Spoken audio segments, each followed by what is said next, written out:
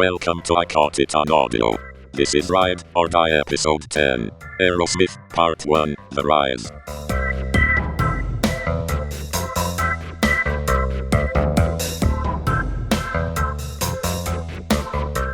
Hello and welcome to I Caught It on Audio. Today we are going to continue our Ride or Die series, and we're going to start a 4-part in-depth look into the band Aerosmith and all of their studio recording albums.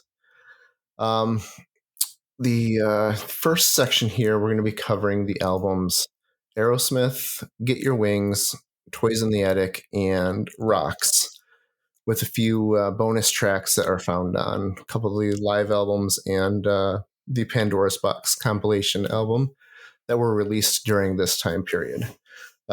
We're dubbing this section as The Rise because this is when they went from just a small band in Boston to one of the biggest, most influential hard rock, blues rock bands in the 70s.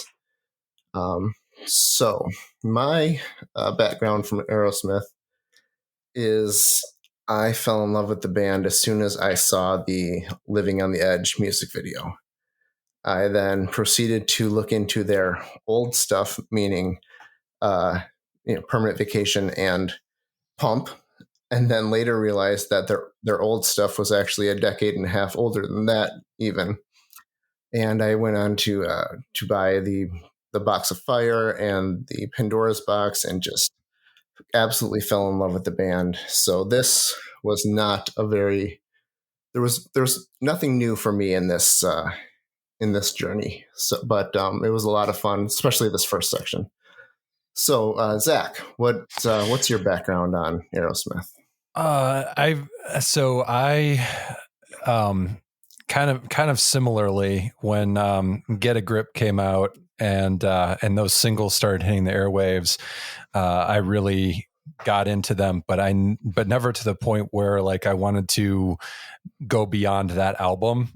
It was, this was at a very early time in my musical listening and experiences age, and so I kind of like I had that album and I listened to it a lot and I loved it, but for me it was like I knew that there was other Aerosmith out there, and to some degree I think I put some of their older albums on lists, like I want that one for Sweet Emotion, or I want that one for this song, and but it never went any further than that, and then later on I started to get more exposure through you and through once streaming became like a thing that I could actually like go and listen to these albums without seeking them out and paying for them, and then I got a little bit more exposure, but never really to the level that I think that you did, right. And so I don't think I ever heard a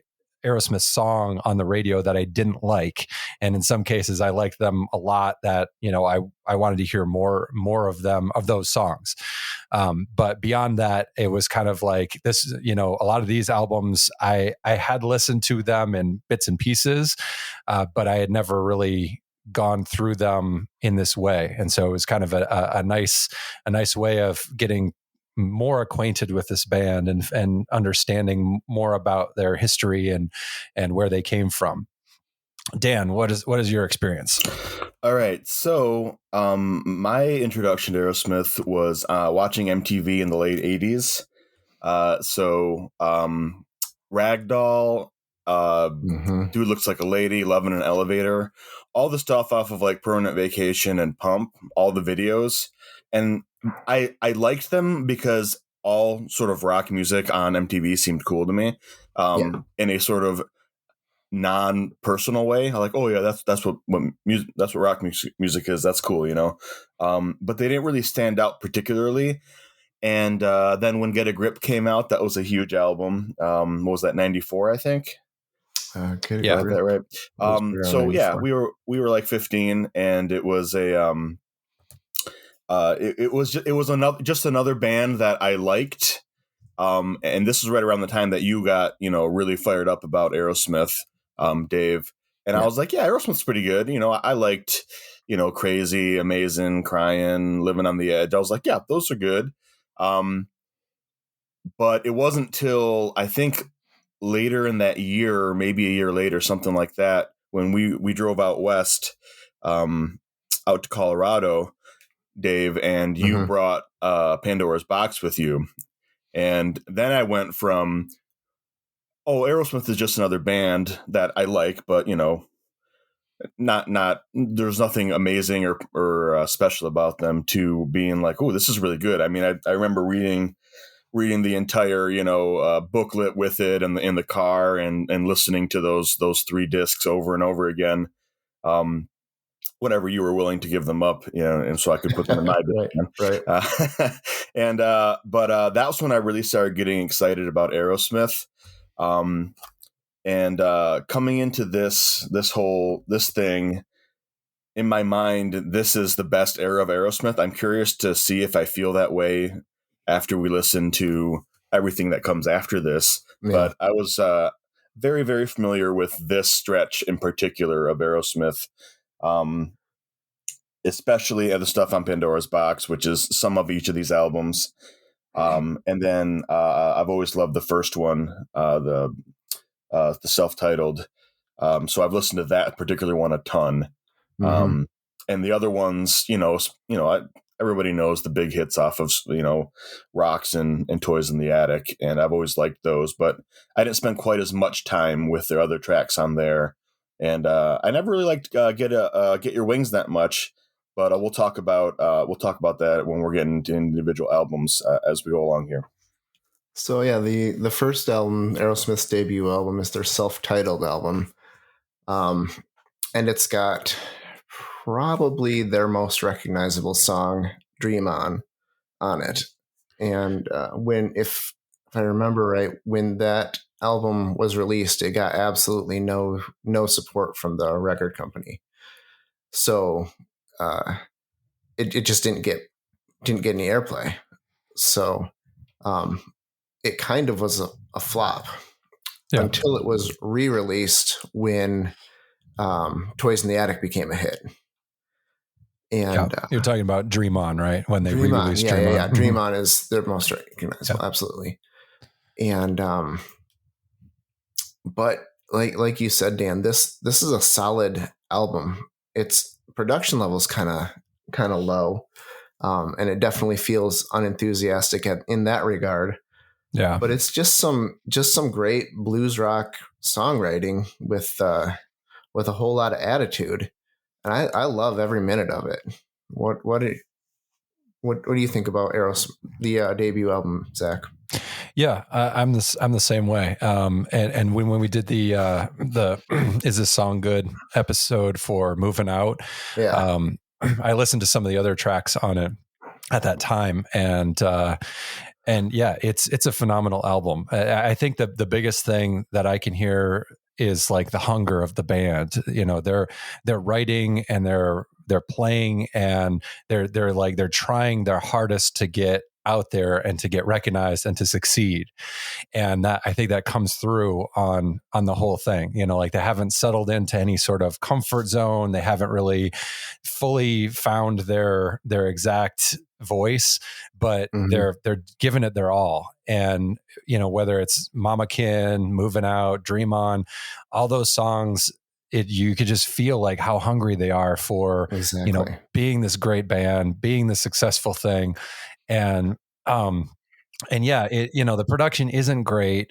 It's got some oddities to it. But it's, to me, it's like, it's not as raw as some of these other first albums that sound like they were, recorded in somebody's garage on a cassette deck, right. Like a 4-track cassette. Red Hot Chili Peppers comes to mind. Yes. And so it definitely sounds like there was some money behind it. Like they were actually trying to make it something a little bit better than, like a polished demo tape. Right. But it isn't, and I think it has more to do with the time period than anything. I did want to make a little call out to the album cover, which I think is hilarious because it's like these clouds in the background, and then it's the band with clouds, and all I can think of is like they were trying to have this like thing where they were floating in the clouds, and because of the time period and compositing and not having any sort of tools to make that work, they just pasted the picture of them with a cloud background on top of them looking badass, if you will. Yes. You know.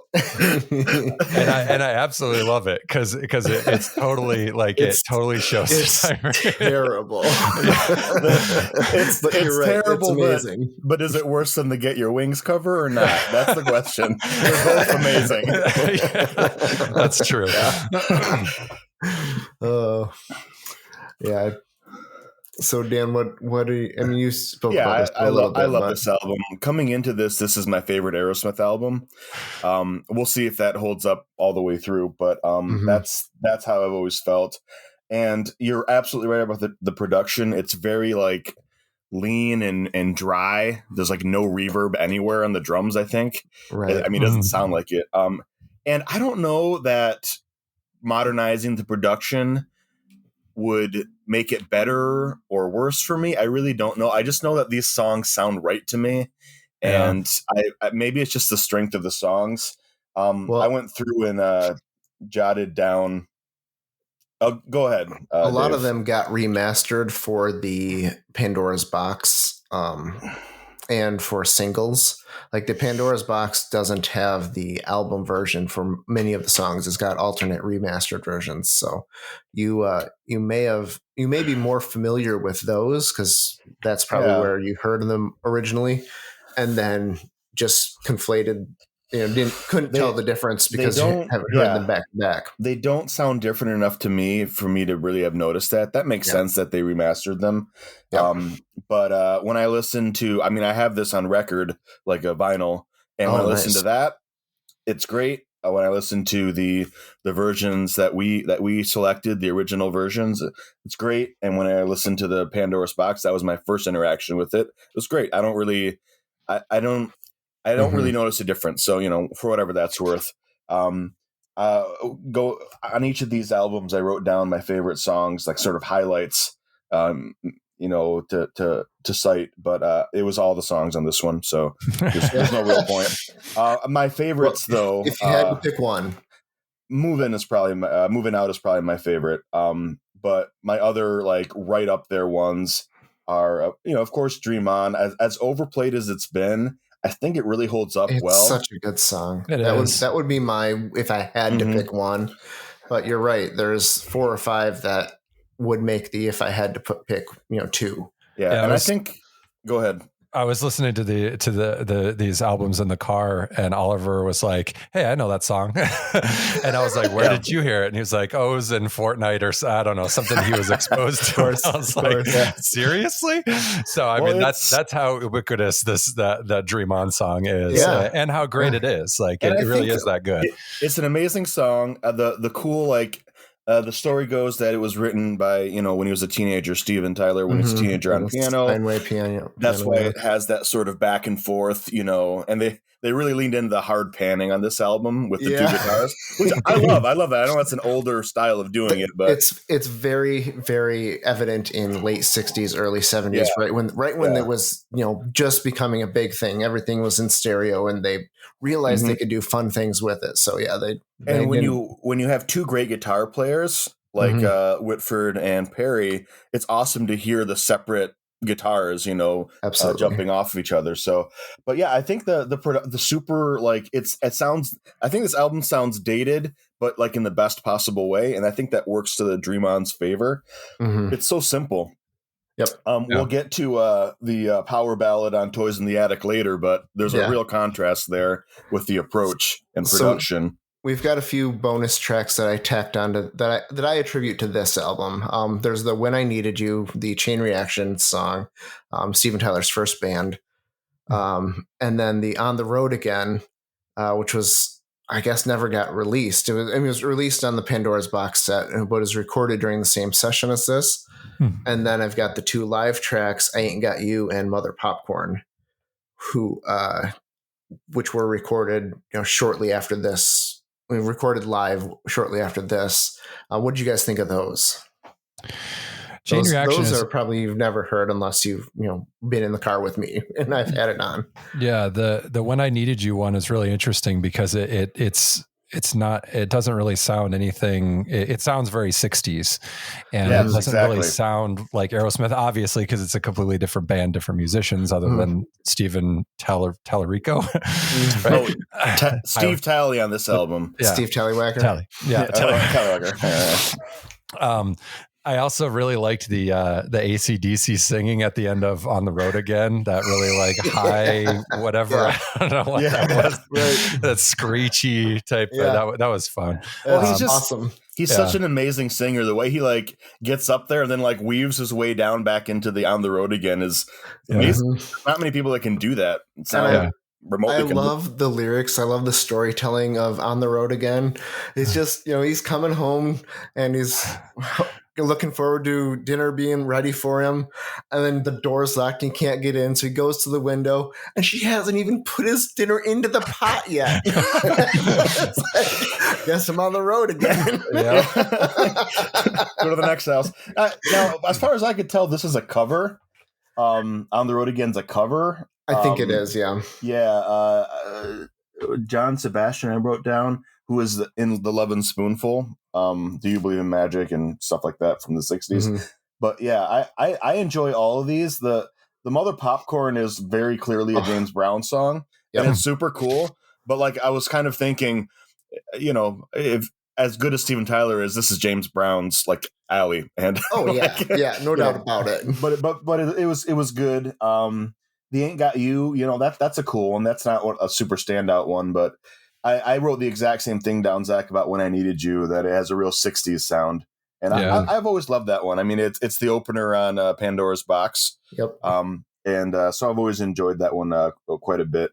Really, this is, for me, this is amazing. I still love listening to all these songs. Moving Out has one of my favorite guitar riffs ever. The sort of like chorus or rather the verse, like picked sort of arpeggiated thing that's going on right after the singing. And I just love listening to that song. A quick anecdote here before we move on to the next album. I when we were working in our shop, me and Charles, I would just play music from my iPod all the time. And at one point, Charles, who does not like Aerosmith, was like, "Oh, who's this?" When when this early stuff was on, I was like, "Oh, this is Aerosmith." He's like, "This is Aerosmith?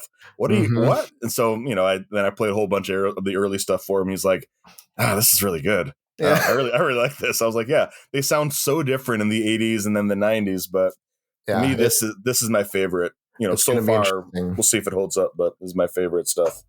And then another thing I wanted to add is I remember when reading stuff about the newer, the Geffen era, the Pandora's Box, or not, the Permanent Vacation, the Pump, and the Get a Grip albums, and people complaining they've got horns on this and string instruments and blah blah blah blah blah. That's not Aerosmith. Blah blah blah.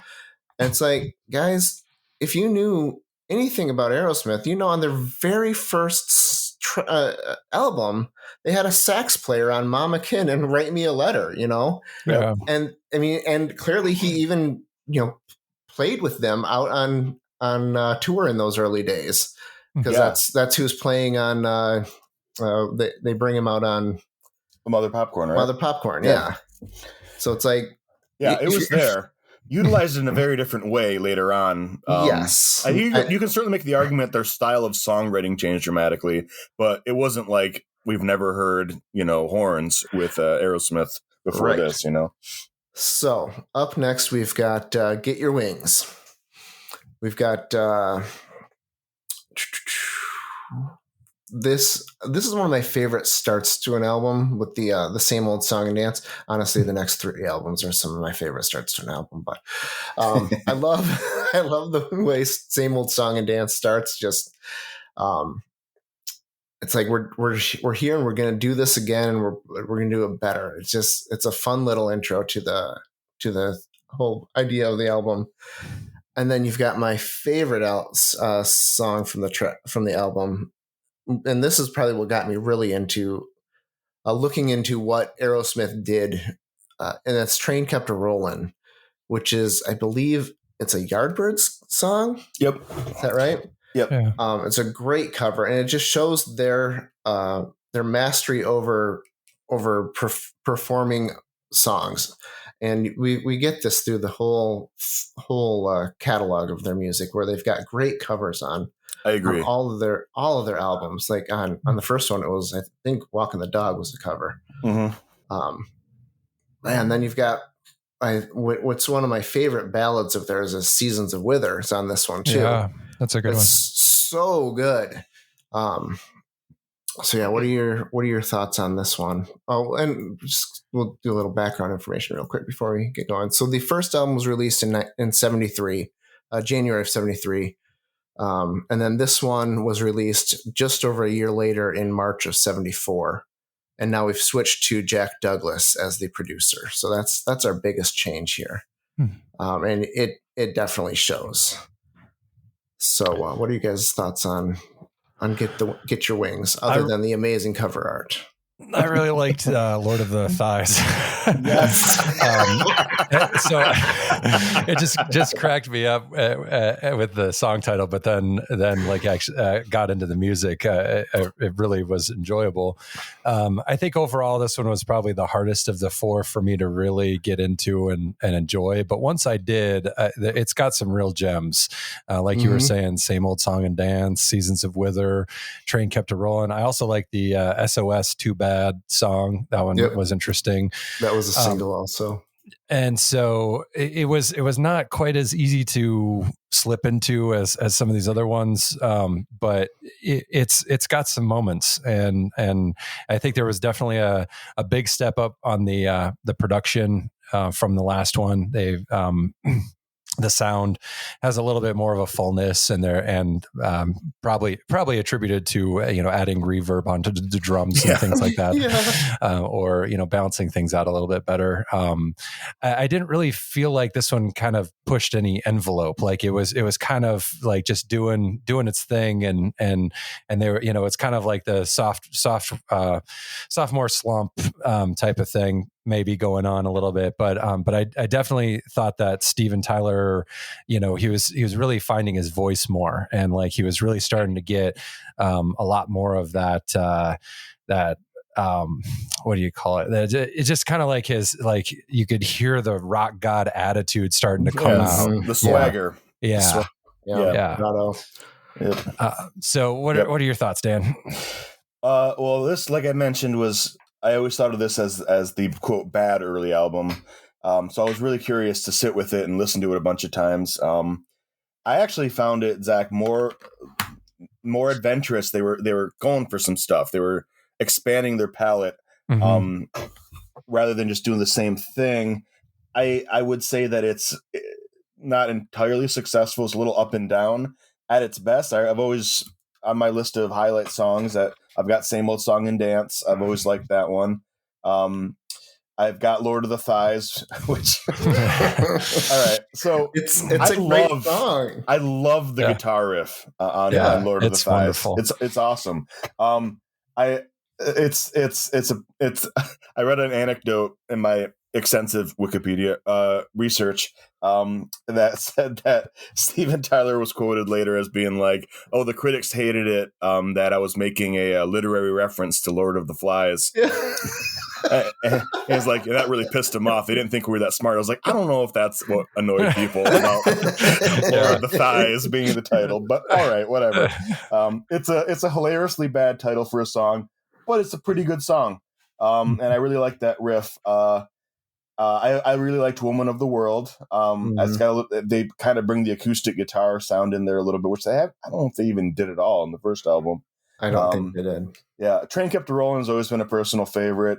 They just execute it so well. I love the sort of train imitation with the whistles and the chugging.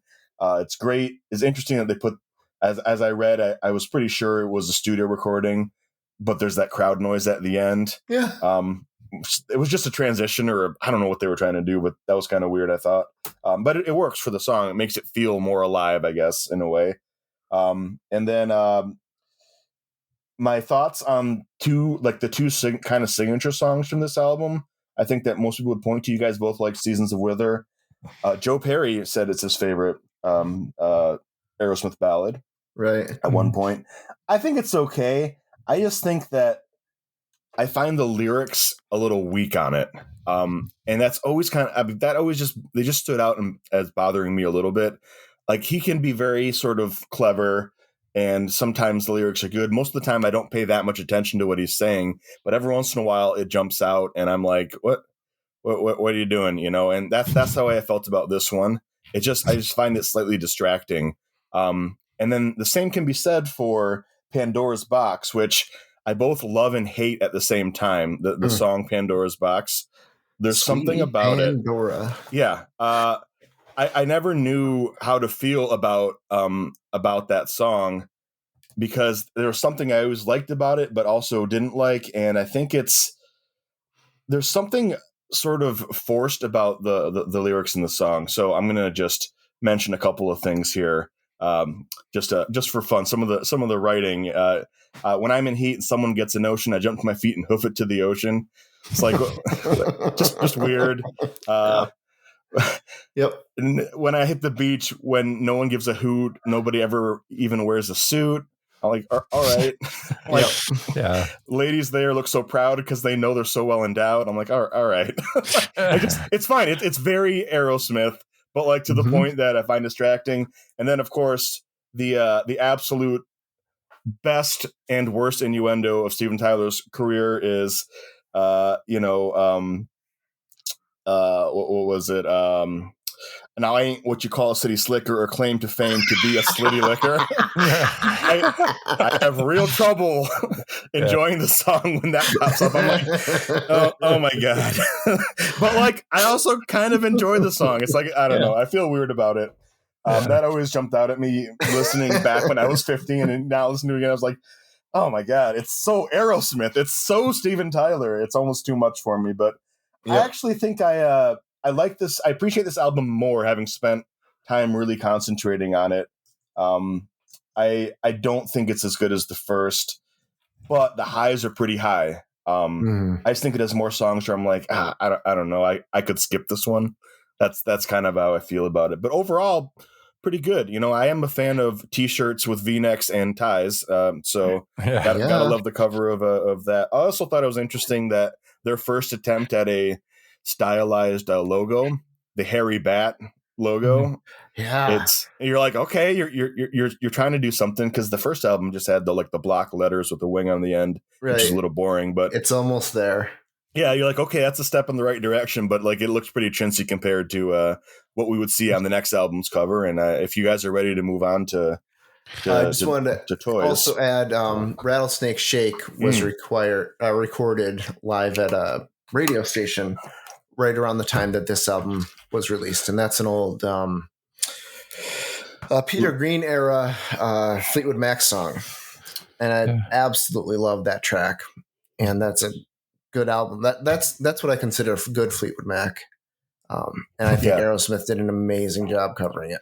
And I'm glad that they did, so that I could go and find the original and enjoy that as well. This is one of my favorite covers ever. I love it. And I love the original, which I only discovered after this, but it's a fantastic song. Yeah. On to Toys in the Attic, unless you had any more, Zach. Nope. So Toys in the Attic was released just over a year later again, April of 1975. We still got Jack Douglas producing, still have all the original members. And we've got some huge, huge songs on this one. We've got the singles were Sweet Emotion, Walk This Way, and You See Me Crying.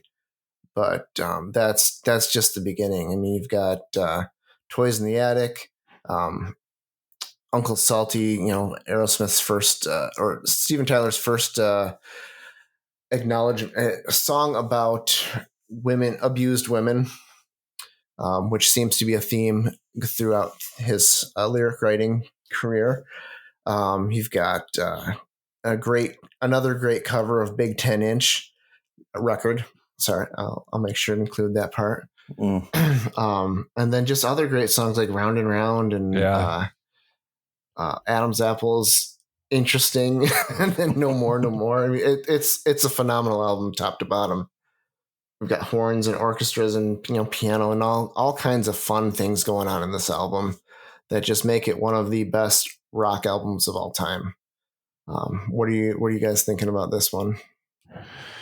I always wanted this album beat just because of Sweet Emotion. I mean, there's something about that song that really, really got me, after I originally was exposed to Aerosmith. Yeah. And it's a good enough song to own an album just because of it. That's how good Sweet Emotion is.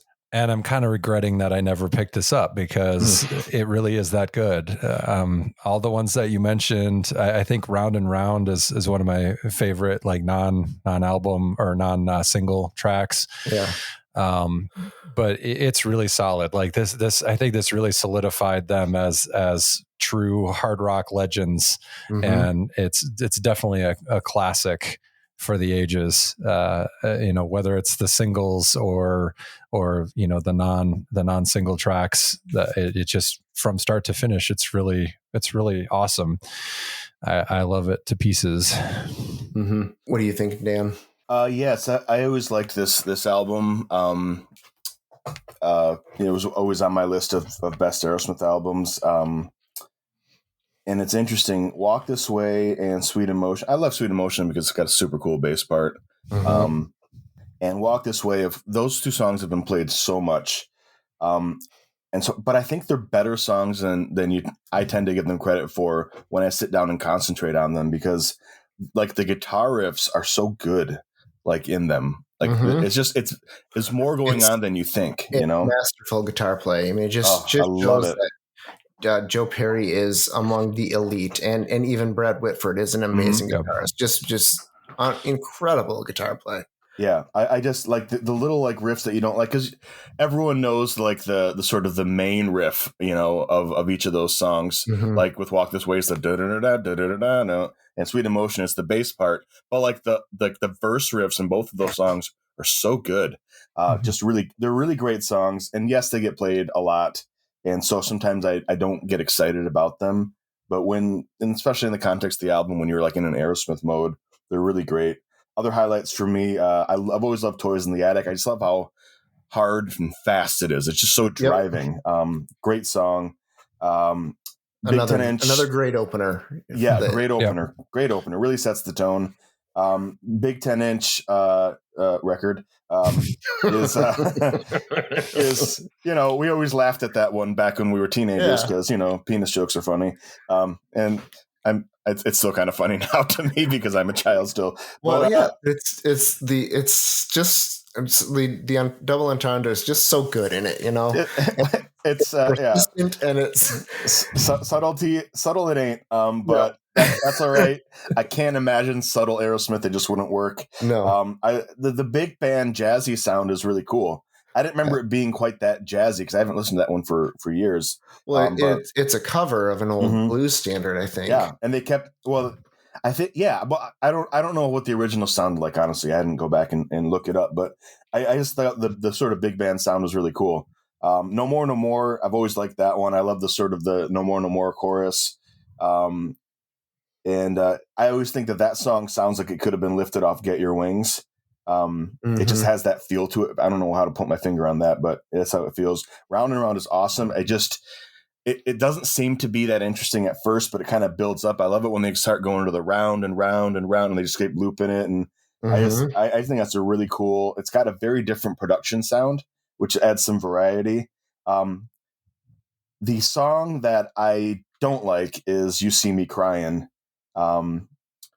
It's just too much, and it sounds dated in not a good way to me. What do you guys think about that song? I'm okay with it. It's fine. I mean, I get what you're saying. It's a little too ballady, but I don't really have a problem with it. It's not like the Armageddon song. No, You know? No, right. they went further down that road as we moved along. That's for sure. Yeah, it's. I guess you could see it as as foreshadowing for what's coming, but I don't mind that song one bit, to be honest with you. It's not your typical hard rock, song, so it definitely stands out on the album a little bit. But I think it's a good complement to the rest of the album, something a little more sentimental, and yeah, I enjoy it. Well, that's it. Yeah, I don't. It doesn't work for me, but that's all right. We can disagree on that. I do think it's strange that one was a single and not something like Toys in the Attic or No More, No More. No More sounds like a single, doesn't it? Yeah. Yeah. And this is a problem. So they've got their greatest hits album, which is basically the singles, the tracks that are singles. And then we'll talk about this more when we get to the Geffen era, but in the mid to late 80s, when they came back, Columbia was capitalizing on all of their success with Geffen and just re-releasing, repackaged early era stuff. And they've got a whole, second basically greatest hits album, with 12 tracks on it called Gems. And it's got just as many hits from all these albums as the original one, the greatest hits on it. That's how badly they missed on some of these tracks for radio singles and stuff like that, because there is so much good content here. Yeah. So it's really too bad that a lot of it didn't get acknowledged fully from the get-go. We should also mention at some point the enormous productivity, which perhaps was sourced by various narcotics, but they put an album a year, and you could argue 4 classic albums in 4 years, and they all sound a little different. They're not the same thing. Now they're 35 to 45 minutes. They're records, so it's nothing like the CDs that are coming that we grew up listening to, where they're 75, 80 minutes, something like that. Yeah. But then they're also 35, 40 minutes of solid, good, really good music. So, and 4 years straight, 4 albums, that's incredible. I was going to use that as my segue to Rocks, which, came out a year later again.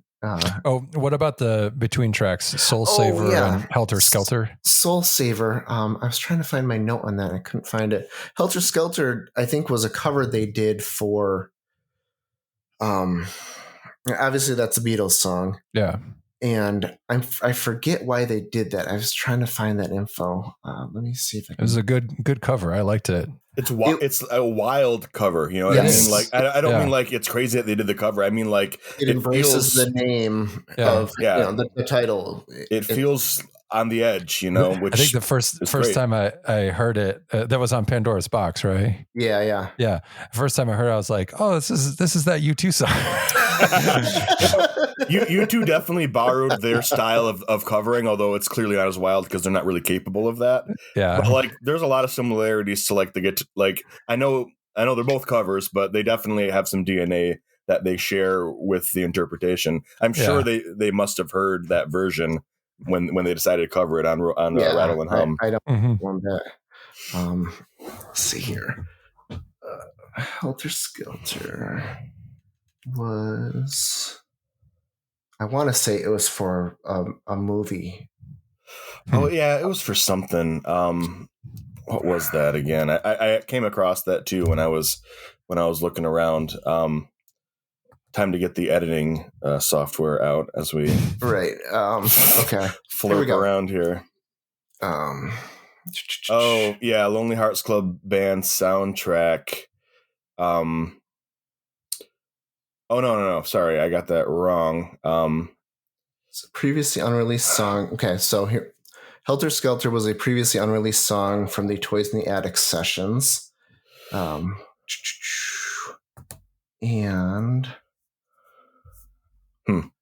Soul Saver was. shoot.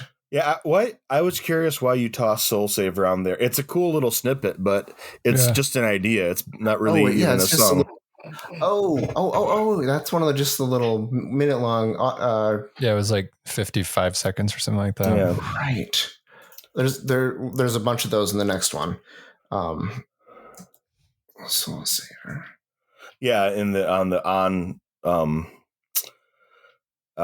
always remember Shithouse Shuffle, and that's a cool one. And yeah, they recorded so the story behind all of those, and we'll get into that more in the next one, is the rhythm section would just be sitting in the studio waiting for Tyler and Perry to the Toxic show Twins up. to arrive. The Toxic Twins to arrive, and they just bust out these little instrumental bits, and record them because they're paying for the studio, so might as well use it. Interesting. And they'd just be ideas that a lot of which never got used, but they were recorded, and there was just a cool little ditty that they did. I'm pretty sure Soul Saver was one of those. Yeah, well, It looks like it. Looks like it was recorded in '75 when they were recording, the rest of Toys in the Attic. All right, so if we're ready to move on, up next we've got the in my opinion, probably the best Aerosmith album. And it is, I think it's critically, it's thought of that way. And it's Rocks, which was released in '76, with the singles Last Child, Home Tonight, Back in the Saddle, again, completely missing half the songs that could have been on the radio. But, we were just talking about, there's only a year between these releases also. So there's only so many singles that can come out, I suppose. But yeah, Last Child is one of my all-time favorite Aerosmith songs. I think if I had to pick only one song to listen to again from them, it would probably be Last Child. Back in the Saddle, with its build-up at the beginning, is quite possibly the best start to an album ever. Just the way it just kind of gets you in and then punches you in the face with this heavy metal, incredible sound, and then you've just got some great tracks the rest of the way through. I love it. We've got Jack Douglas returning as the producer, kind of cementing this early Aerosmith heavy metal hard rock sound. And I know they were just stoned out of their minds when they recorded it, and that's not the best thing in the world, but man, it produced some amazing music. What are you guys' thoughts on this one? Yeah, I'm pretty there with you on this one. Like after I got done with Toys in the Attic, I was like, man, that was good. And then this one started, I was like, whoa, wait, this is this is even better. And the funny thing is, Last Child may very well be my shadow favorite or like unknown favorite song, because like for the longest time I absolutely loved that song and had no idea what it was or where it was from. I mean, I knew it was Aerosmith, I just didn't know like what album it was from or what it was even called or anything, and so like I could never track it down. Gotcha. But yeah, that's by far, I just love the guitar on that is so good, the guitar riff, and it's just got this such a great groove throughout the whole thing. It feels longer than 3.5 minutes, and I'm okay with that because I want it to keep going. No, it's phenomenal. And yeah, Nobody's Fault is really good. Back in the Saddle is also a classic. That was one that when I was going through Pandora's Box, I don't know if it was a live version or a different version or whatever, but that one always just kind of stuck out to me. And again, I didn't know it was from this album. Like I had, this was completely off the radar because I don't know if it's just because they have such a big back catalog and I didn't really like want to go through it and try and discern what was what and where things were. But now that we're going through this Ride or Die, I'm really glad because now I know that this is such a solid album and I know where these songs are coming from. Dan, what do you got? Yeah, this has always been. I agree. This is the best Aerosmith album. Yeah. My favorite might still be the first one, but like, and I can't disagree with you on that. if that's the one I want to listen to the most. But I think this is the best version of Aerosmith. It's the most Aerosmith. Last Child, I wrote down, that's the most Aerosmith song ever. It's awesome. Like it's everything that they do. It's got some vocal harmonies. It's got the sort of like, super groovy guitar riff, and then it does like the cool like guitar solo at the end and like the outro, and there's a banjo in it. There's a banjo. There's some cowbell action, and there's actually some interesting stuff going on with the drums too. Like I was listening on headphones, and it was like there's the main drum, and there's kind of like a slight delay with like a thing going on over in the right channel, and at first I was like, what is that? And then it was like, yeah, that fits with the groove. Like it's perfect. Yep. Speaking of drums, this is probably my favorite drumming that Joey Kramer's ever done on this album. Phenomenal. And Nobody's Fault is like the best. You could maybe say that like Rattlesnake Shake is a great moment for Joey Kramer because he gets that little solo at the end. But Nobody's Fault, man, that song just completely rips. It's got this sort of like cool this volume swell thing, which I don't remember hearing much earlier than that, like with the just rolling the volume on the guitars, which you started hearing a lot more later. That's cool. And then like when the riff kicks in, it's so heavy. Like it's the heaviest Aerosmith I think that I've ever heard. The drums, it has all these great drum breaks.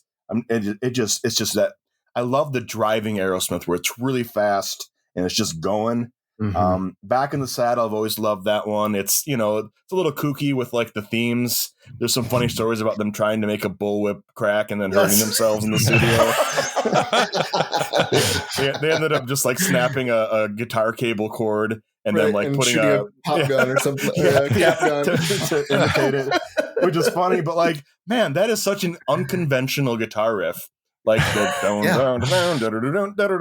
it's like stuttery and it's hard to kind of like feel the groove almost, and you can barely hear it going on under the amazing vocals. I love that song, Last Child I mentioned. Rats in the Cellar is cool because it was written sort of as a companion piece to Toys in the Attic.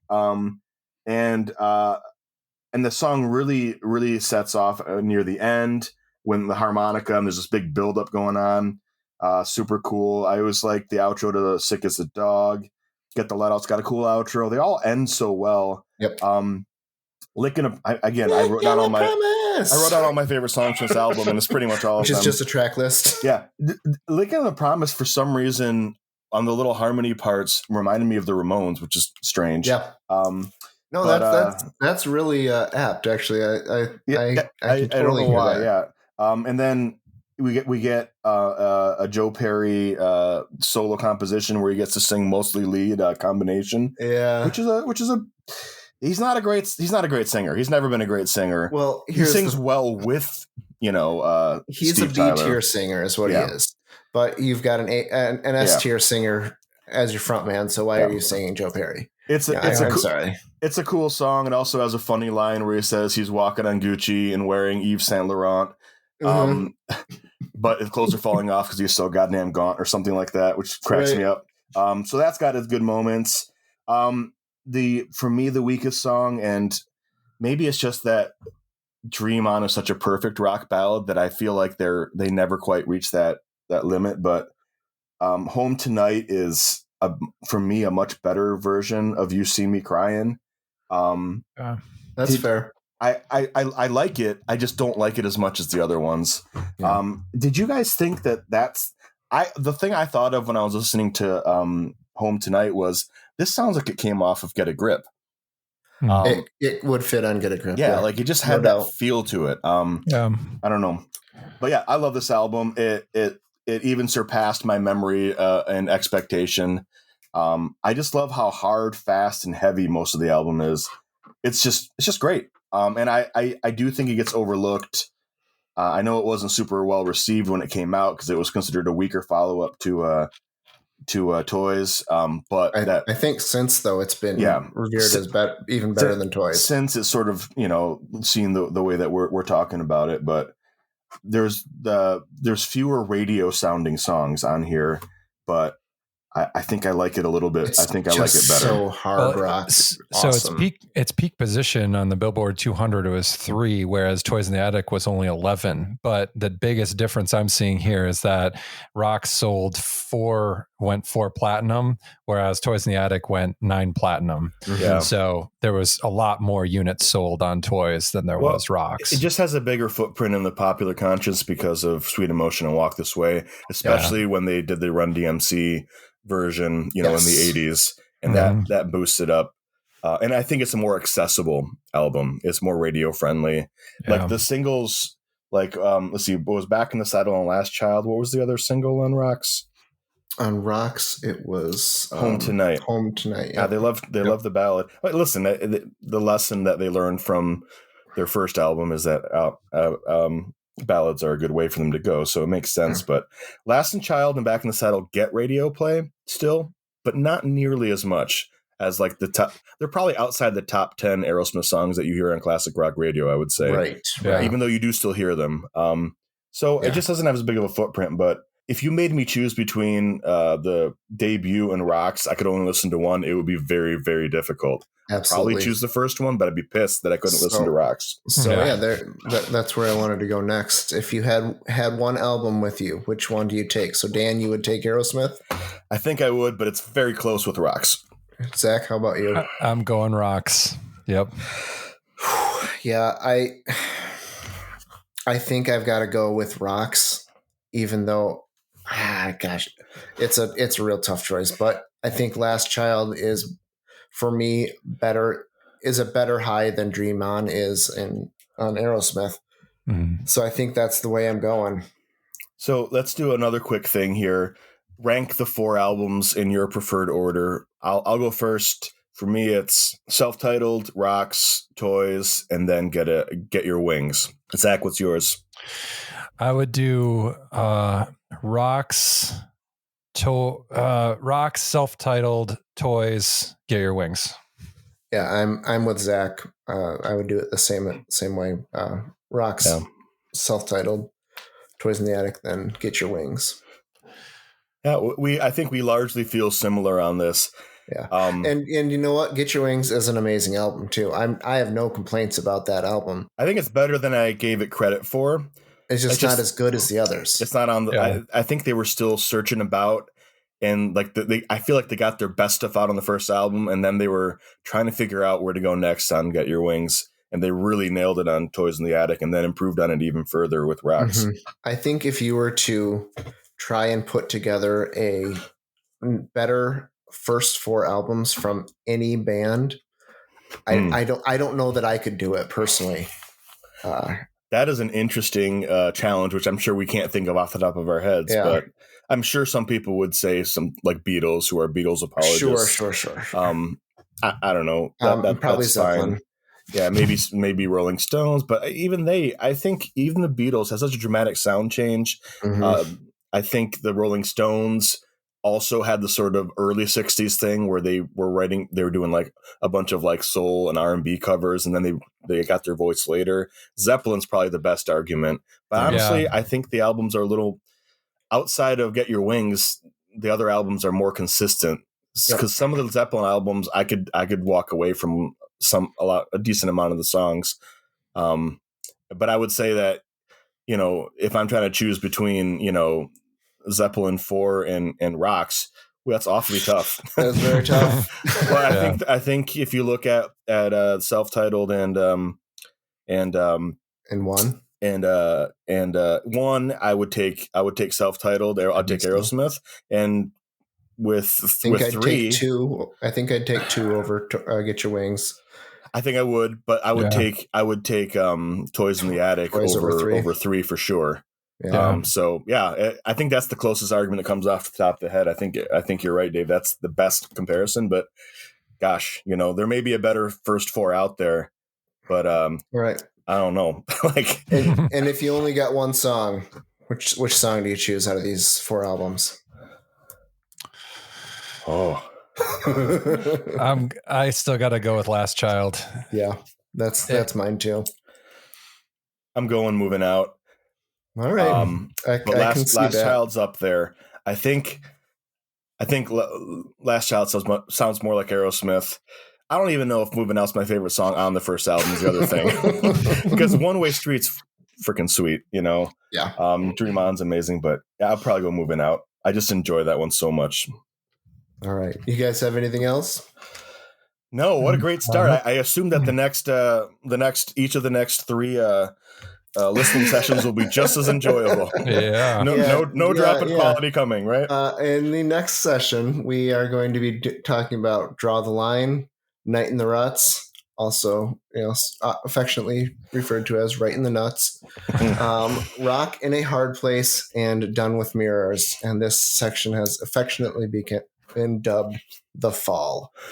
Now, I'm curious, Dave. I know that you have a lot of. You're not a big fan of this particular stretch. I think I might. I'm curious whether it will be better than you think, or whether I, who kind of like a lot of these songs, at least the stuff pulled off of. I think we both agree Done with Mirrors is better than people give it credit for. But I guess we're gonna have to find out. I'm curious whether I'll think it's worse than I remember, and you'll think it's better. But I'm really curious about this next one because I don't spend a lot of time listening to it. All right. Well, if you are listening to this on a place where you can like or comment, do those things and let us know what your favorite album from this set is. And if you can manage to pick a song, tell us your favorite track. You can listen. Well, we have this playlist available on our website and 64tacos.com. And do the liking, subscribing, and all that, all those buttons, things. And we'll see you in a couple weeks with the next one.